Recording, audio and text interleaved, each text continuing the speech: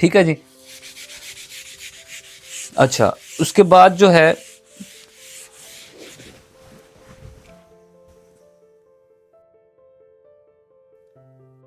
अच्छा, इसमें इसके बाद जो है हम देखते हैं पास्ट सब्जंक्टिव क्या होता है।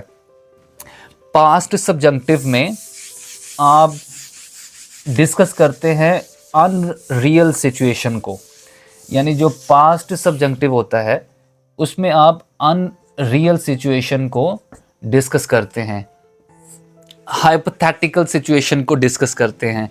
अच्छा, अब देखें कि जब हमने अनरियल सिचुएशन को हमने ज़ाहिर करना है या हम डिस्कस करना चाहते हैं, जैसे मैंने इधर डिज़ायर और विश वगैरह की भी बात की थी, तो इस तरह से ये सारे सब्जंक्टिव की बात की थी। पास्ट सब्जंक्टिव में अनरियल सिचुएशन की बात होती है।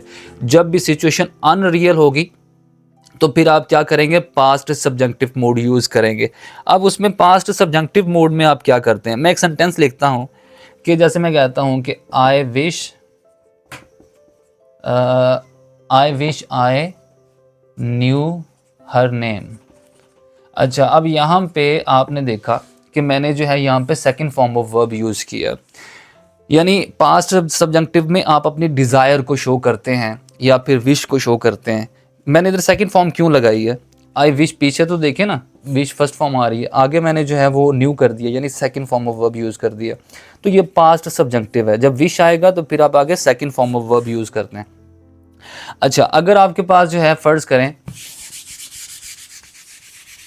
हम जो है वो एग्जाम्पल लेते हैं,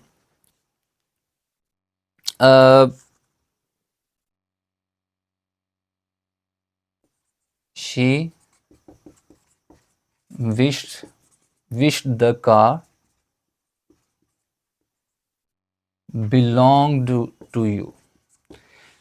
अच्छा, अब यहाँ पे देखें ये सेंटेंस है कि she wished the car belonged to you। यहाँ पे भी विश को एक्सप्रेस किया जा रहा है, यहाँ पे second form of verb use किया हमने।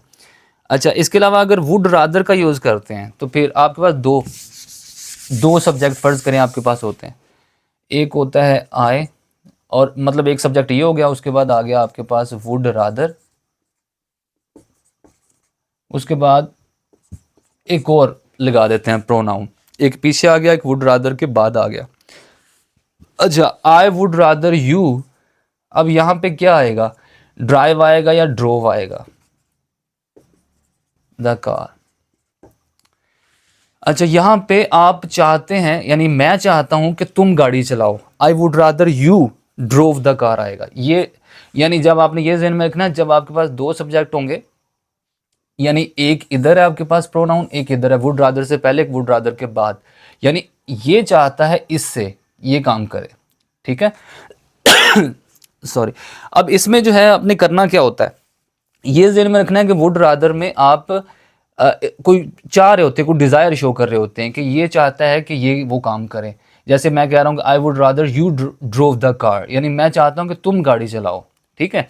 तो इस तरह से आप इसको भी पास्ट सब्जंक्टिव में आप लिख सकते हैं, मतलब कह सकते हैं कि ये सब्जंक्टिव मोड है। और कौन सा सब्जंक्टिव है, ये पास्ट सब्जंक्टिव है। अच्छा, एक अनरियल सिचुएशन को जब आप शो करना चाहते हैं, अनरियल सिचुएशन को, जैसे कि मैं एक सेंटेंस इधर देता हूँ आपको, अनरियल सिचुएशन मैं कहता हूँ कि इफ़ आई वर यू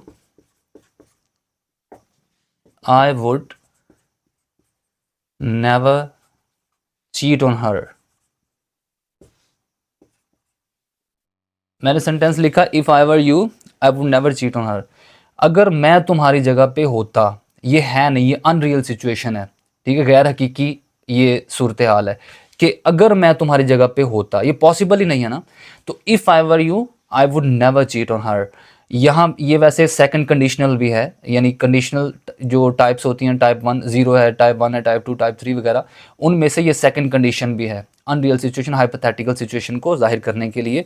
अगर मैं तुम्हारी जगह पे होता, if I were the prime minister of Pakistan, ठीक है, मतलब कहने का ये है कि कोई सिचुएशन जो है नहीं वो अनरियल है। अब कहते हैं अगर ऐसा होता, अगर तुम मेरे कज़न होते, अगर वो मेरा दोस्त होता, इस तरह की सिचुएशन होगी तो सबके साथ वर यूज़ करते हैं, ठीक है। आप आए है, ही शी दे यू जो भी है सबके साथ वर यूज़ करते हैं।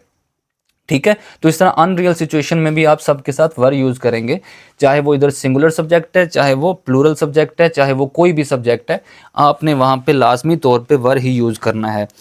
अच्छा, उसके बाद अगर हम कहते हैं कि if I had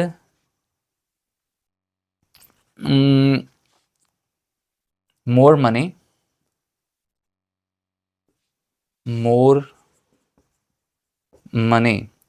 I would have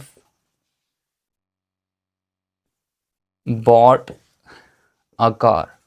यानी अगर मेरे पास ज़्यादा पैसा होता तो मैं कार ख़रीदता। अच्छा, अब देखें यहाँ पे आपने ये भी सब्जेक्टिव मूड है, ये भी अनरियल सिचुएशन को शो कर रहा है कि अगर होता तो ये होता। ठीक है, इस तरह की सिचुएशन, ये टाइप 3 कंडीशनल सेंटेंस टाइप 3 है।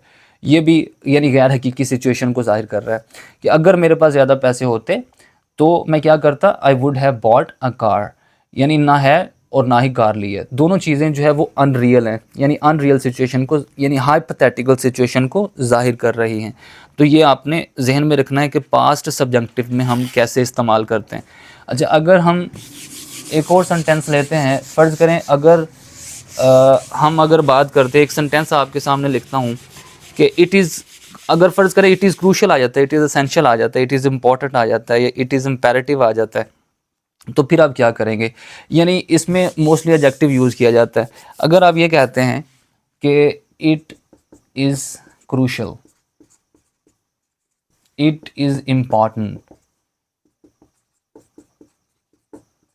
अच्छा, अब मैंने कहा कि it is crucial, it is important, it is essential, या हम कहते हैं इट इज़ इम्पेरेटिव, तो ये हमारे पास एडजेक्टिव होगा। ठीक है, ये हमारे पास क्या होगा, ये एडजेक्टिव होगा। तो इसमें भी आपने वही रूल रखना है जो पहले मैंने आपको बताया, बी वाला है, हैज़ की जगह पे हैव वाला, और इसके अलावा वो बेस फॉर्म ऑफ वर्ब वाला, वो सारा वही रूल आपने जहन में रखना है कि इट इज़ क्रूशियल आ जाता है, या it is essential, it is important आ जाता है, इट इज़ इम्पेरेटिव आ जाता है, इट इज़ नेसेसरी आ जाता है। तो इस सिचुएशन में भी आपने वही सब्जेक्टिव वाला, और इसको हम सब्जेक्टिव एडजेक्टिव भी कहते हैं, सब्जेक्टिव कॉम्प्लीमेंट भी कहते हैं, सब्जेक्टिव प्रेडिकेट नॉमिनेटिव भी कहते हैं। इसके काफ़ी कॉम्प्लिकेटेड से नाम हैं ग्रामर में, तो लेकिन आपने उन नाम को जहन में रखने की आपको ज़रूरत नहीं है। आप सिर्फ इसका फार्मूला को जहन में रखें कि किस तरह से हमने इसका स्ट्रक्चर क्या होना चाहिए सेंटेंस का।